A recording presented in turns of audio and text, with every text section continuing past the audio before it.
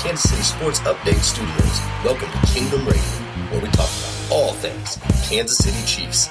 Brought to you by Arrowhead Update. Join Chris and Richard on iHeartRadio, Apple Podcasts, Google Podcasts, Spotify, Spreaker, Player FM, Castbox, and all third-party applications. Check us out on Facebook platforms such as Kansas City Sports Update and Arrowhead Update. And if you cannot find us there, Google or search Kingdom Radio and Kansas City Chiefs, and you will find us. Welcome to the Kingdom.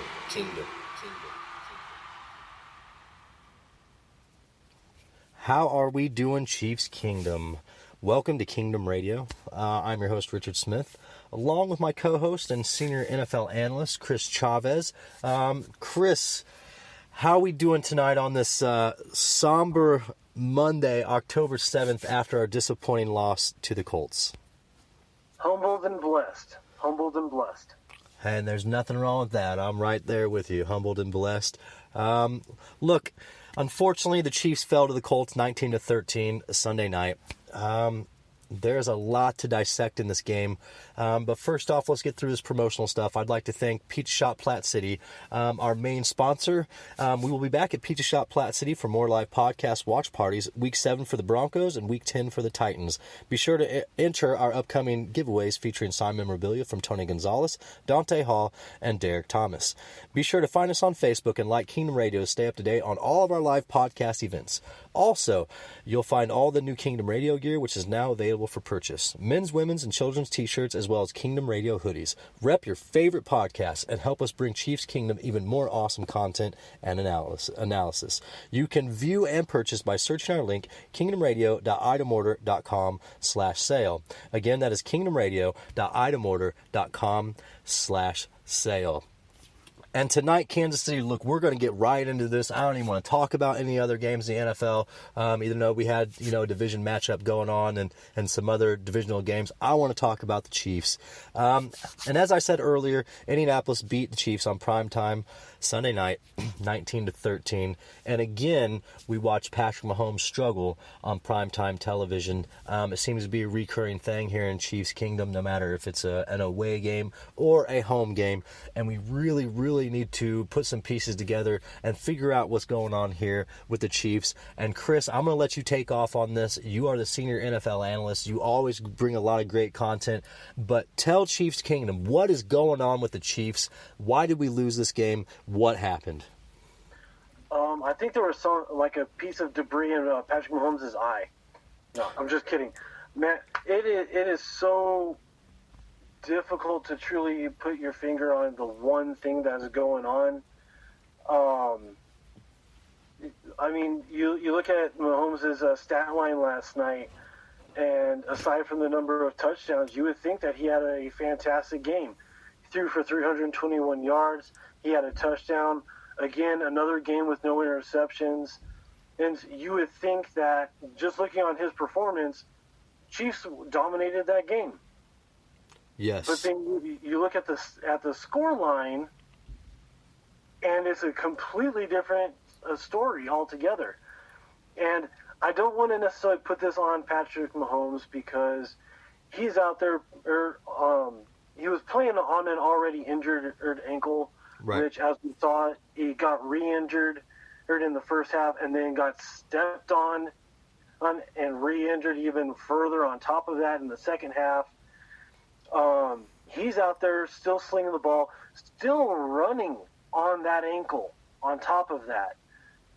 And, and I can't even say that he's making necessarily bad throws. He's really putting the ball where it needs to be. We had a significant case of the dropsies last night. Travis Kelce. Absolutely. Let me see. What's the word I'm looking for? Public enemy number one in the dropsies department is Travis Kelce. Who had a terrible night last night, mind you. Yeah. Well, and again, it's another one of those where you look at the stat line, he had a pretty good game. He had 4 catches for 70 yards, a 17.5 yard per carry or catch average, no touchdowns, a long of 24. But when you look at how many targets he had 10 targets. He was thrown to 10 times, and he walks away with 4 catches. that is unacceptable. And it is, and especially since we watched him drop at least 4 that went through his hands. And you could see that he's obviously frustrated. And I think the Colts defense did a great job of bumping our receivers and our tight ends off the line, creating a longer play design. When Patrick Mahomes has the ball in his hands, longer than he typically should, obviously they're going to get pressure on him, and it might not go the way we want it to, especially with our offensive line banged up, the way it was. It was just hard to watch Patrick Mahomes, these last few weeks just get hit over and over and over again. And it's getting to a point where if that ankle keeps acting up like it is, this could be a huge problem going into the rest of the season. And I even touched base on social media tonight about, possibly maybe Andy Reid needs to take the bull by the horns and maybe sit Patrick down for a week. And I know that's not what Chiefs Kingdom wants to hear, and that might not even have to happen. But I think that something's going to have to happen, and we really, really need to hone in on what the problems are on offense as well as defense. Yeah, absolutely. And I'm looking at the schedule, at least for the next 5 games, you only have 2 opportunities where you can realistically do that. Not this week against the Texans. I think that the Texans are going to be a playoff caliber team, and if we can potentially knock them down and or out of the playoffs, that would work to our favor. But we got the Broncos the Thursday after that game, and then 5 weeks out we got the Tennessee Titans, but that won't be until November. And by then, the ankle issue hopefully will have already healed by then. Right. Now, let me ask you this, while we're on the Chiefs offense, and obviously Sammy Watkins tried to go and was out. Our offensive line wasn't holding up. We had some key injuries there. And honestly, Chiefs players were dropping like flies last night. But what's going on here? What is the main issue that you find on our offense? We obviously turned away from the running game after the fumble by LaShawn McCoy. Travis Kelce was dropping the ball all night. We couldn't take any pressure off of Patrick Mahomes, excuse me. What's going on? Is this an Andy Reid thing? Did Andy Reid come out with a horrible game plan and just not have a backup plan, or? I think as I'm analyzing last week's game against Detroit and tonight's game, I'm looking at the New England game in the playoffs. What I'm kind of starting to see is our kryptonite to the Superman offense that we are is extremely physical play. Yes. And having these all of these wide receivers who can absolutely fly on the field doesn't do anything for us if they can get bumped off their route. And like Hardman almost had happen to him last night, gets shoved out of bounds. Yes. If these guys essentially can get blown on and end up over by the sideline, we need to get a big, physical wide receiver who can't get pushed around like our wide receivers have been. Right. And that's not to necessarily say that we won't or that they can't eventually get there. But Hardman's a rookie, and he's still learning the NFL aspect of the game, especially in Andy Reid's offense. That's extremely complicated. Yes. D-Rob, he's been with the Chiefs now for 3 years. Why didn't we use him more last night? That was a big question for me. Why didn't we utilize Demarcus Robinson more? Because he fits the bill as far as more of a big body receiver that can get off the line. And, he's still not a huge receiver, but he seems like that he might have been our ticket to success, and we didn't even utilize him. Well, and going in that direction, what I will say is that we saw the Sammy Watkins / Cheetah effect on our passing game. And I know that in the past, a lot of fans have come down extremely hard on Sammy Watkins. Including myself. Yeah, for X, Y, or Z. But if he had been out on the field, I mean, you look at our past games against the Raiders, against the Lions. These guys can get open if the defense has to worry about that number one and wide receiver, has to worry about Kelsey. Last night, they didn't worry about Kelsey. No. Kelsey was taking himself out of the game because he kept dropping the darn ball. Yes, and it was a complete. Look, it was a horrible show. You know what I want to say, I can't on air, but it was a terrible game by the offense, and it's making me question the physicality of our offense and, you know, where we're going here in the future. But realistically, look, we missed Sammy Watkins last night. And also, let me ask you this. Now that, you know, the first 5 weeks of the season are gone, you know, the first 5 weeks I was like, look, we don't even need Tyreek Hill. But I'll tell you what, we need Tyreek Hill back in that offense to knock the doors off of the other teams, you know, to get Kelsey open in the flats, you know, to be able to dump the ball, you know, out to Williams, you know, like you're saying, like that's our bread and butter with Williams, is dumping the ball off to him and getting him open in the flats. Our running game's not there. Our passing game isn't there. We looked absolutely dead on offense all the way around, and you saw that look in Andy Reid's eye like you typically do in the playoffs.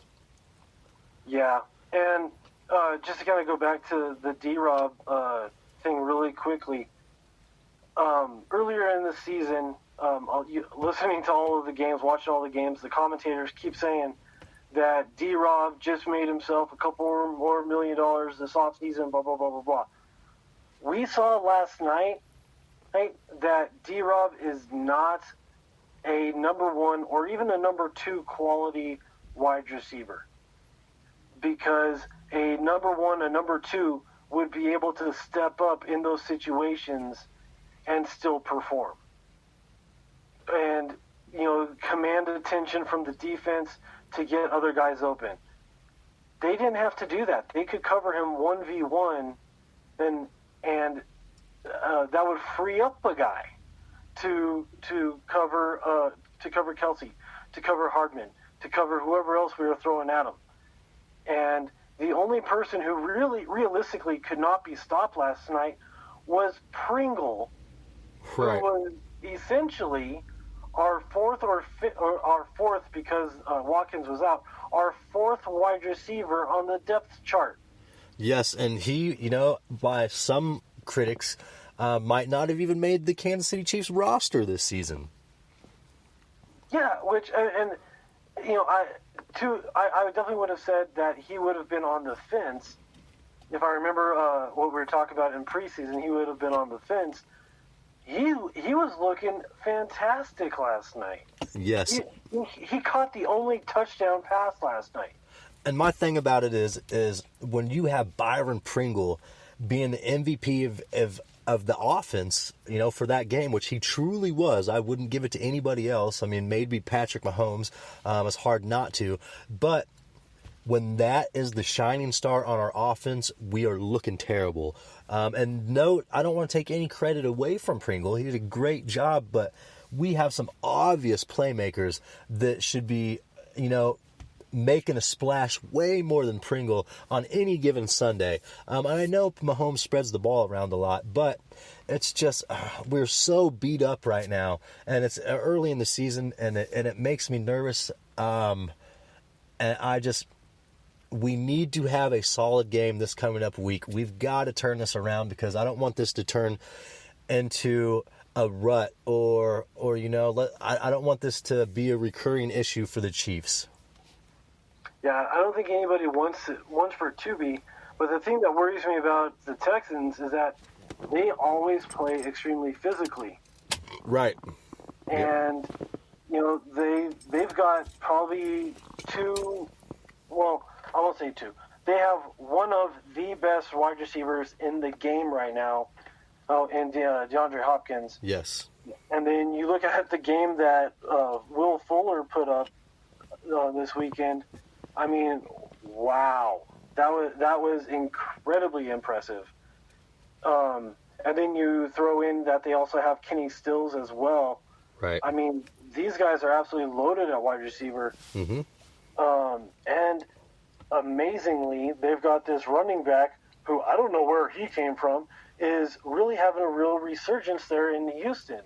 I mean, he's not lighting up the league, but he is doing really good for them. Right. Right. And, I mean, given where our running game is currently at right now, well, I mean, I would like to see him back with the Chiefs, but, I mean, realistically speaking, I mean, let's be real. I'll take Shady over him any day of the week. Oh yeah, absolutely.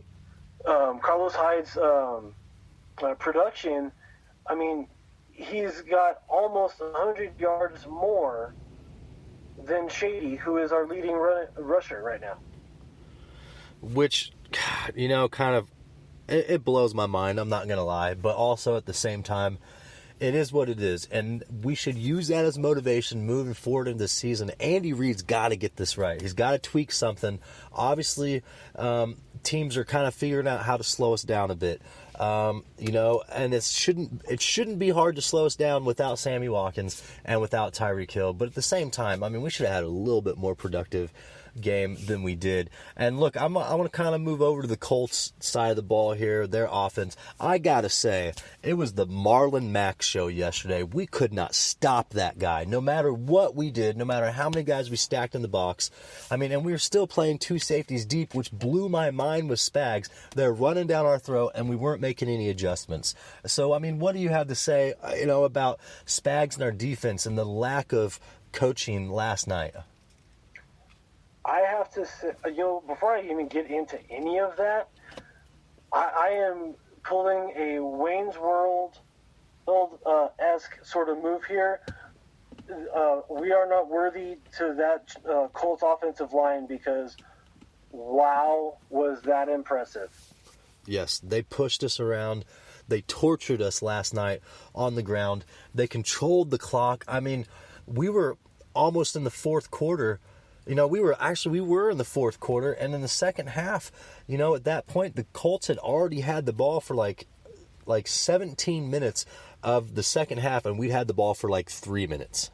Yeah, I remember seeing that stat. That was incredible. And I want to say that it was only like 2 possessions at that point in the second half. They just kept running the ball. Now, granted, it are extremely stupid penalties. Yes. Kept giving them first downs. Yes.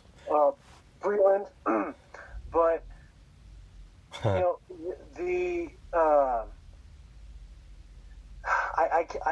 I know that the first thing that everybody jumps to is our run defense.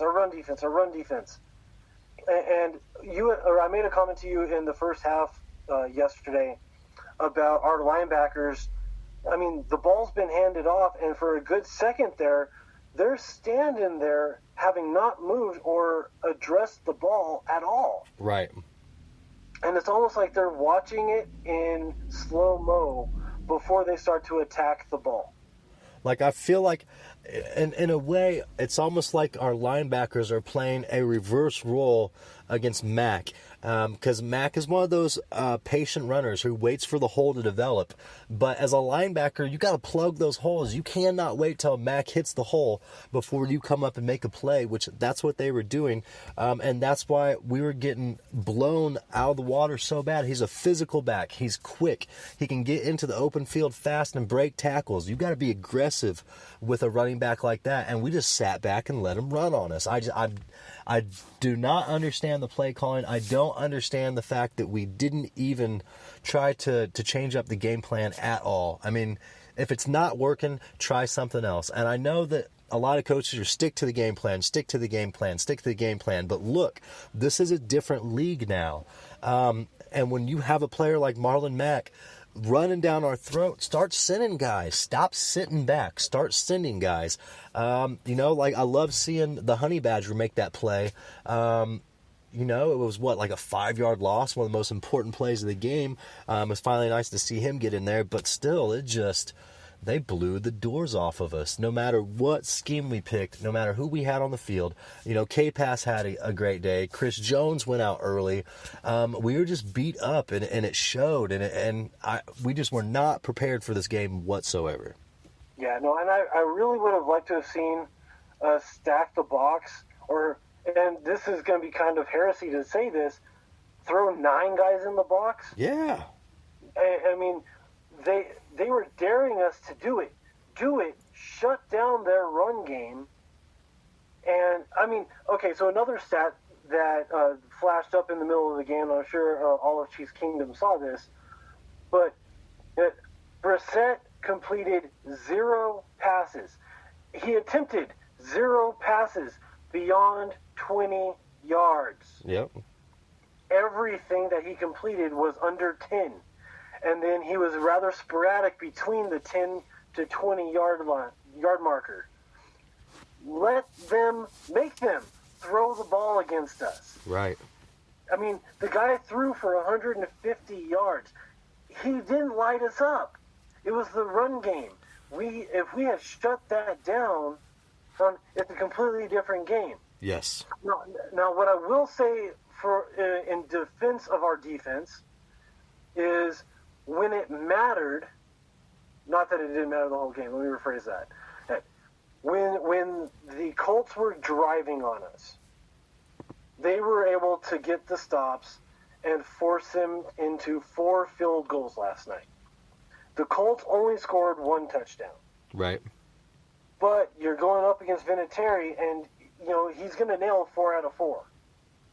I mean, they could have ran him out there blindfolded. He would have hit all 4 of those field goals. Right. Now, granted, Adam Vinatieri has had a rough season so far, but where he was lined up, yeah, that's automatic for Vinatieri. And just think if we wouldn't have stopped them on those plays, like the game would have been way out of hand.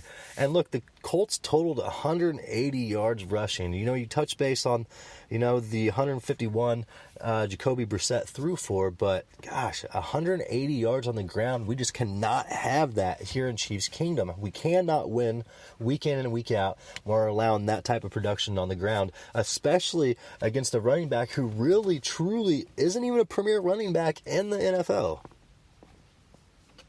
Well, and after this weekend, I think they're going to start talking about him as if he is.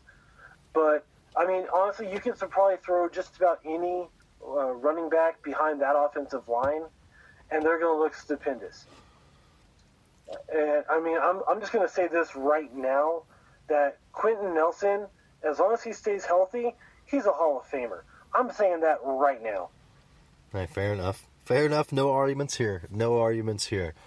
So, but it also shows that the offensive line is definitely something that we need to spend a top, not necessarily like a number 1, but a top draft pick on moving into next year. Yes. If the right guy is there, we need to make that investment, because you look at the Houston Texans, you look at the Colts prior to last year, you look at all of these other teams who have had franchise quarterbacks and don't spend the draft capital on the offensive line to protect them.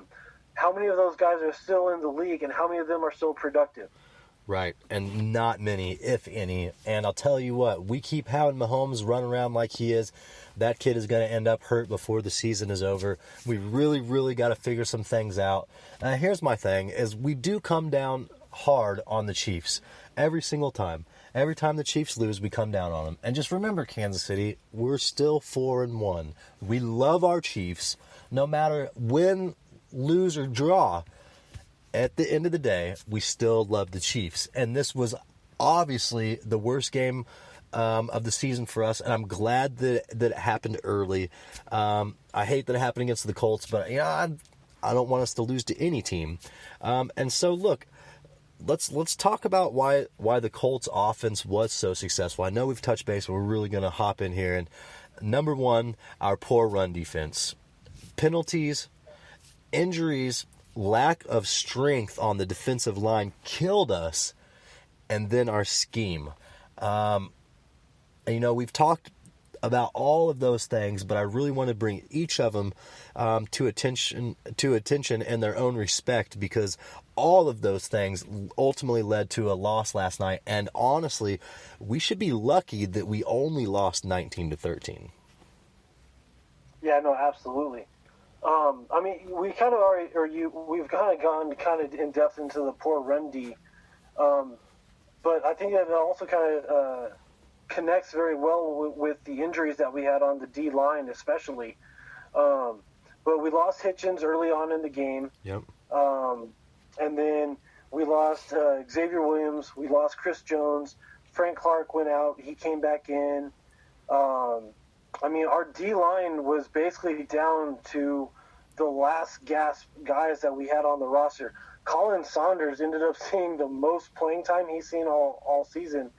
And I'm really glad, and we're lucky, that he was active last night, because if he hadn't been in there, I don't think we have another defensive tackle body that we could have thrown in there. And I would be extremely nervous to think about just how bad or how much worse that run game could have been against our Chiefs defense. Oh, yeah, it could have been really, really ugly. And hey, it was already ugly. And so this is one of those things that, I mean, there really wasn't any defensive bright spots for the Chiefs at all through this whole game, other than the Honey Badger, finally getting his first interception and making that big play in the backfield. Charvarius Ward finally was the one who wasn't getting burnt. Claiborne saw action but didn't really get tested by Jacoby Brissett. But, I mean, realistically, there was nothing to speak of on the Chiefs' defense last night. It was embarrassing. That run defense was absolutely horrid and completely embarrassing, and we had better not ever, ever, ever come back out on the football field like that, because you think we looked bad last year? Look at the highlights from last night. We looked terrible. Terrible. Yeah, absolutely. And watching Quentin Nelson block his mark, or 3 lanes over. I mean, you're pushing a 300-pound man. Yeah. And a good 10 feet or more in one direction, and making it look like Thanos is snapping his fingers and the guy's just disappearing. It was ridiculous. It's incredible to watch that happen, play after play after play. Now, hold on. It wasn't incredible. I have to correct you, man. All these things that you keep saying are incredible on the Colts, no, we're biased to the Chiefs. That stuff sucks. It's not incredible. Our team shows lack of consistency. And true, but I'm giving in credit where it's due, because you don't really see that happen week in, week out. You're right. But it just, for it to happen to us, and for us to put as much into our defensive side of the ball, just for us to get walked all over by a playoff contender, I mean, they just made us look stupid, man. And as much credit as they deserve, it's hard to give them credit, because, I'm just completely disappointed by our game plan, our lack of execution, our versatility that didn't even show up. It was a complete crap show, no matter which way you look at it. And with that being said, hey, look, I'm getting a little emotional here, and Kansas City, we're going to go into halftime. So hold on, we're going to go into halftime, Kansas City.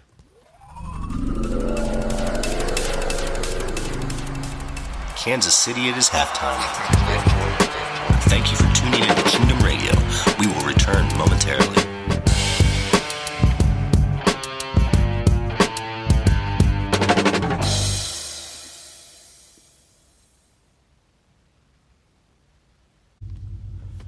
All right, Kansas City, welcome back from halftime. So look, last night really was the first time that Patrick Mahomes, dare I say, looked awful, but still threw for 321 yards. And it just, something wasn't clicking. Something hasn't been clicking. And I'm going to touch base on this right now. I don't want to wait any further. What's up with this ankle injury? Do you really, I mean, this is something that obviously is bothering Patrick Mahomes. And, I put emphasis on it earlier in the show. I put emphasis on it on social media. Is this something that we really should be concerned about going forward? Because it's starting to become an issue. I feel like he can't properly get set, make the right throws, or make the throws that he's confident in making. He's been, ever since that ankle injury, he's been off, and that's it, off. Yeah, well, and while I 100% agree with you, the only question that I would pose is how much of that is his porous offensive line in front of him that's making him have to worry about, okay, where am I going to get hit from? Do I need to take off? Because being realistic, his mobility hasn't really been affected. Even after the second time that he was stepped on last night, he was still able to go out there and make, I want to say it was like a 13-yard run. I could be off there a little bit. But he still made a pretty decent length run with that bad ankle. But should he even be playing? That's my thing, is that's all great. That's all fine and dandy. But when are we going to cross the line and be like, Mahomes, you cannot keep doing that. I don't want Mahomes out there scrambling around on a bad ankle. That makes zero sense. None. No, and I agree with you. But is the issue his ankle, or is the issue really the offensive line in front of him? Which, obviously, it's the offensive line, but still, if he's got a bad ankle, I mean, you know what I mean? It's one of those things that when you come up limping like that, no matter what Patrick Mahomes says, you give that man medical attention.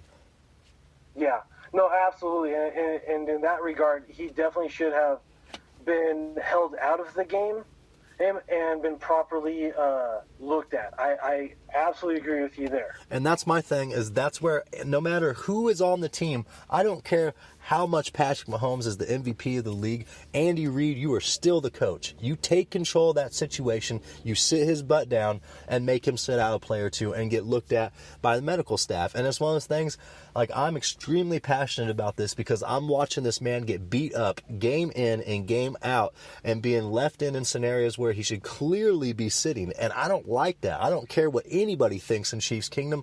That is not the right way to go about business. And I feel like we're putting too much on the shoulders of Mahomes right now, and something needs to happen. Yeah, well, and this kind of goes into a point that I'm going to make later on toward the end of the show. Mm-hmm. But what is the point of us not necessarily fighting for it, because that's going to have the wrong connotation with it. But what's the point of us leaving him in there to get injured while trying to battle out this really ugly game against the Colts here in Week 5? Right. When realistically, we're playing for a Super Bowl, and we have to keep the long-term goal in mind. Yes. And even longer term than that, we need for a Patrick Mahomes to be healthy 10 years, 12 years from now, because how many Super Bowls could we win with, or even be in contention for, with a healthy Mahomes? Right. Versus a broken down Robert Griffin III version of a Patrick Mahomes. I would much rather have a Patrick Mahomes versus the latter. Right, absolutely. And this is the thing, is, like you said, we looked out of sync. Patrick Mahomes was out of rhythm. There was no balance. On all of our key possessions, we sputtered. And even our big plays were called back due to penalties, regardless which side of the ball. Drives halted due to drops by Travis Kelce all night. Look, going into this game, the Chiefs had 3 sacks against Mahomes. The opposing defense had 3 sacks against Mahomes all season. And last night, they had 4 sacks. Mahomes got sacked 4 times last night. The injuries, the lack of balance, the Shady McCoy fumble, lack of a number 1 receiver on the field, poor blocking. I mean, so many things came into this, penalties. In total, the Chiefs were penalized 11 times for 125 yards on the night. That is nearly a third of the Colts' offensive production. It's just we looked so bad last night. I don't feel like there's anything that we can touch base on this on this game that we can bring out in a positive aspect. Our cheerleaders looked really good. As always, we'll give it up to the Chiefs cheerleaders. Midwest chicks, some of the most smoking hot women in the country. Yes, our Chiefs cheerleaders always look good. That's for sure. Hey, way to bring a highlight out of this game last night. Because I really think the only highlight in this game besides Marlon Mack was, I'm going to be honest, Justin Houston. 4 tackles and 1 sack on the night. A huge sack. And unfortunately, he wears a Colts jersey now.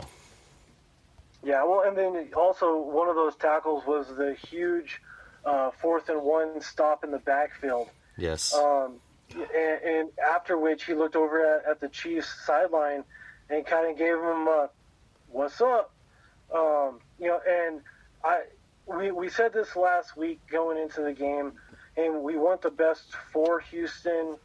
I don't think anybody in Chiefs Kingdom would ever wish ill upon him. Yes.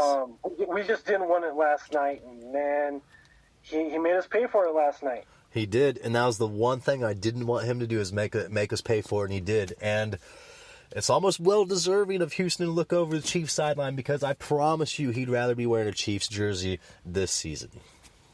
Yeah, and it was great to hear the commentators talk about how much he wanted to end his career in Kansas City. And, it's way too early. I still think he's got a few more years left in him. But I definitely don't want to shut that door on him. I mean, if nothing else, he'll have available to him a one-day contract like we saw 3 guys get this offseason. But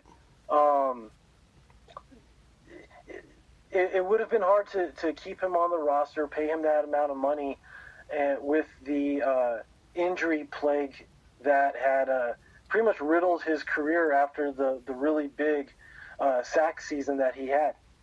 Right.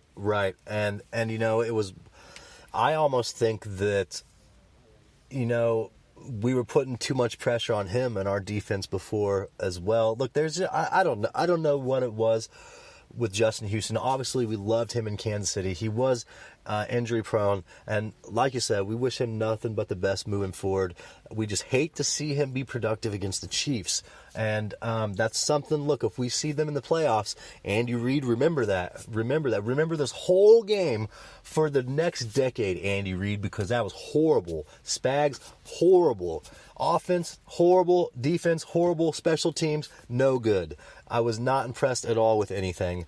And even though, Mahomes threw for 300 yards again with a touchdown, like we said, Byron Pringle caught 6 passes for 103 yards, and the Chiefs' only touchdown. And so, what are we doing moving forward here? Because do you think that other teams will be able to utilize the same blueprint moving forward, as far as being aggressive and bumping receivers off the line?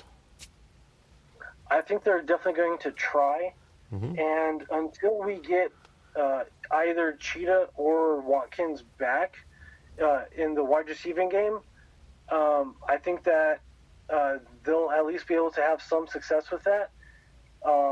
And however long this Kelsey case of the dropsy sticks around, that could have a huge component with it as well.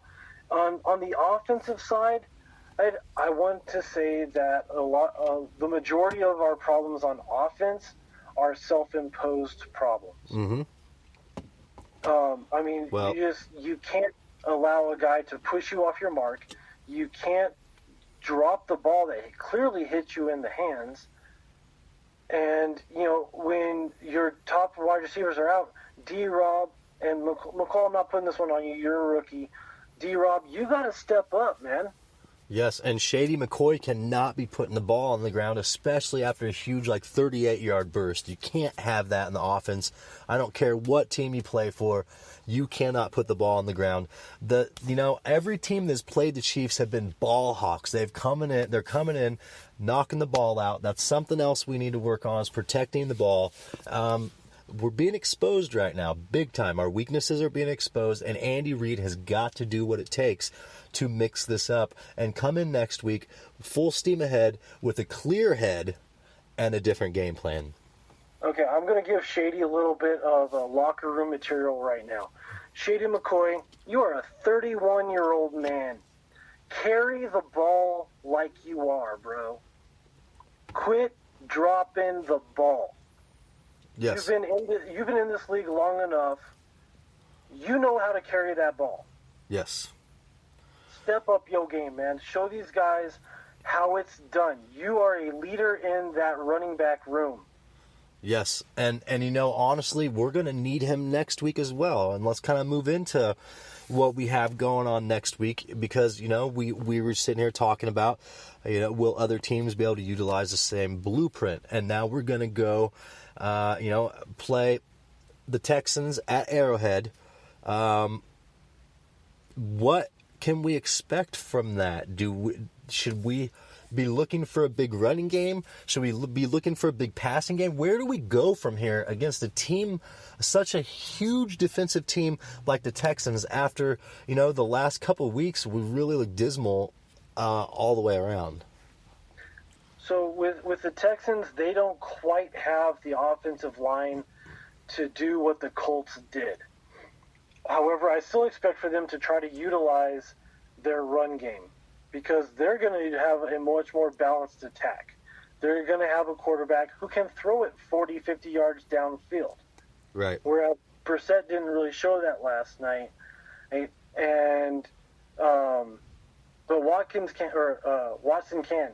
And I definitely think that we're going to see a big game in more so in their passing game than their run game, but they're going to have a pretty balanced number of run plays versus pass plays. And you said, I'm sorry, I kind of got lost track here. You said Houston is going to have an even number of run plays and pass plays, or the Chiefs? No, Houston will. Okay. And so, look, I look for them to be a more balanced team. I'm with you on that one. They've got a running attack. They've got a great air game. Like you said, their offensive line isn't the best. Can we get to the quarterback? I would say so. Although, look, obviously the Chiefs went right past Watson to get Mahomes. And Watson is a great quarterback. We got to get to him. I think that'll be the key, is really putting a lot of pressure on him and making him have a long day. But here's my thing, is even though we're playing the Texans, and you've mentioned this before, to me and you, just our side conversation, is at this point with the franchise of the Chiefs, the regular season, is... It's almost like a given. It's almost a guarantee. And our season legitimately starts in the playoffs. So I don't think that, we really have anything to be worried about. Is there things that need to be polished and things that need to be fixed? A lot? Yes. But when it comes down to it, at the end of the day, no matter if we have a bad game or two bad games, we're still a Super Bowl team, and we got to act like it. And Andy Reid and Spags and all that, we cannot be on the sideline with our heads down. We still got to have that competitive edge, which we do. But I just, look, we're all right. And I'm sure you can't argue with me about, our season starts in the playoffs. Yeah, no, absolutely not. And I think that's one thing that has kind of, I don't say necessarily been lost. We've never been able to truly experience that as Chiefs Kingdom. And this is a new era. This is a new beginning for us. Right. Where year in, year out, we're going to be expected to make the playoffs. Yes, absolutely. And nothing less. Absolutely not. And that's... Go ahead. With that outlook, we have to change our psyche and our philosophy on this. One game does not matter. 2 games don't matter. Are we going to have bad games? Yes. yesterday with the penalties, with the injuries, we looked worse than normal. Yes. Is that going to happen? Yes, it's going to happen. Now, if it was strictly our starters, and let's say we didn't have any injuries, would I be extremely concerned? Yes, I would. Right. But given all of the circumstances that went on with the game yesterday, although I understand that there are some schematic problems, and that, yes, our starters didn't look all that impressive, am I as concerned as I would be? No, I'm not. And I'm not either. It raises eyebrows for sure, and like I'm with you, I still have confidence in the Chiefs. This is something that happens in the NFL. Do we like it in Chiefs Kingdom? Of course not. We're passionate fans. We want to see the Chiefs ultimately go undefeated, which was taken away from us, in last night's game. But let's be honest, Chiefs Kingdom, we don't need to hit our peak in week 4 or week 5. And you should almost welcome the mistakes right now because they can be corrected. We need to hit our peak in week 17 going into the playoffs. So if we're going to lose a game, if we're going to hit a slump, right now is it. Because I'll tell you what, when we get rolling and we get Tyreek back, it's scary for the rest of the NFL, and everybody knows that. It's just a matter of time, and that's all it is. We're on a time frame with Tyreek Hill. As soon as the Cheetah comes back, we're going to be back to lighten things up. Plus, we'll have Sammy back. In the upcoming weeks, I feel like we'll get, healthier than we have been this season. And let's be honest, Kansas City, I want to be real about this. We've played some extremely good football teams in the first 5 weeks of the season, and I'm thankful that we're sitting at 4-1. I really am. We've played some solid football teams. Yeah, and a couple of the teams that we've played, it really did surprise me with just how well they competed against us, whether they won or not. I was definitely expecting us to be a much prettier 4-1, 5-0 at this point. Right. But with how well these teams have played us, I'm kind of surprised that we are only 4-1. I mean, we could be sitting here at 2-3. I mean, and you're right about that. But like I said, like we were saying, we've played some great teams, and we are fortunate that we are sitting at the record that we have. But let's be honest, we lost to the better football team on the field yesterday. Do I want to say that the Colts have a better team all around than the Chiefs? Absolutely not. But yesterday, the product that was on the field, the Colts were the better team and deserved to win that game. And I'll be honest, I can't lie to you, it does hurt a little bit, but it's true. It really is true. I don't want to take away anything the Colts did yesterday. Much respect for them to even be able to pull out a win against the Kansas City Chiefs at Arrowhead-Stadium in a primetime game. Now it's time to focus. It's time to focus, Kansas City. Let's figure this out. Let's get these gears turning. Andy Reid, take the bull by the horns, and let's get us back on the winning track. Yeah, absolutely. And I think that needs to be our focus moving forward, is getting back on track and addressing the issues and getting better every single week. Again, the regular season for us is our preseason. And we just need to take every game as a learning opportunity to get better, a little bit better, a little bit better, a little bit better, so that when we hit our season, the playoffs, we are ready to go and ready to rumble. Right, and we have to be healthy. I would love to see Patrick Mahomes sit all week. I mean, stay off of that ankle. We really, really need to take care of some of these injury issues. I think that should be our main focus, is getting healthy. Outside of our game plan versus Houston, which we seem to have. Look, I will say we have a decent time with Houston. We seem to have their number and have for quite some time. And I hope that holds true here at Arrowhead this coming up week. As long as we prepare right, as long as Patrick Mahomes takes care of that ankle, we get some players back. Who knows? Maybe we see Tyreek, Sammy Watkins coming back. we need to have an incredible game and, make this be the turning point from the last 3 weeks, because the last 3 weeks have been a slow and steady decline. And as of right now, I feel like there's only one way for us to go, and that's up, and we have to. We cannot stay where we're at right now. Yeah, absolutely not. And, well, the only aspect where we could stay where we're at is at the top of the division. Hey, no arguments there, man. No arguments there. And really, and just keep winning. Stay focused. Keep our eyes on the prize, because like you said, our season ultimately starts in the playoffs. And look, this is a Super Bowl or bust decade. Anything less than a Super Bowl victory, we're going to be disappointed here in Kansas City. And I feel like that is, God, what's the right word I'm looking for? That's just. It is just that we would be disappointed in anything other than a Super Bowl victory. Yeah, absolutely. So, with that being said, let's be real, Kansas City. We cannot dwell on this loss. I know it hurts. And, hey, I feel like we only let this linger around a couple days. We turn the page. We move into a new week.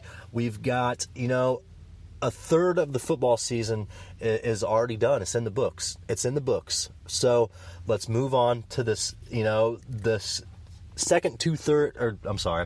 last 2/3 of the season, and let's rock this out, Kansas City. Chris, do you have anything else to add to the show tonight before we go ahead and let Kansas City go?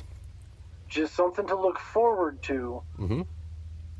If we have a healthy D-line, meaning that we have 4 guys on the D-line, look for them to get after Watson, because he has given, or their offensive line has given up 18 sacks this season. Oh, wow. Okay. See, now, Spags, this is where you need to be listening, buddy. Spags, get after him all day long. Let's rock the shoes off of Watson. Let's make him uncomfortable. Let's get him into a situation where he's going to make mistakes. And it's proven in the past that he is the type of quarterback, you rattle his chain a little bit, he might start making some mistakes. So we really need to emphasize on that. Anything else, Chris? That's it. All right, Kansas City. Well, hey, I am Richard Smith, host of Kingdom Radio, along with Chris Chavez, senior NFL analyst and co-host. Chris, thank you for being with me this evening. I couldn't ask for a better co-host. As always, it's been a pleasure. All right. Hey, I would like to thank Peach Shop Platte City for being our main sponsor. I also would like to thank the Kingdom Radio crew, Arrowhead-update. Chris, thank you again. And last but not least, Chiefs Kingdom. Without the fans, none of this would be possible. So Kansas City, keep your heads up. Let's get through this week. We've got another home game coming up, and we really, really need to hone in and make a statement against Houston. So with that being said, Kansas City, you have a wonderful evening. We will bounce back.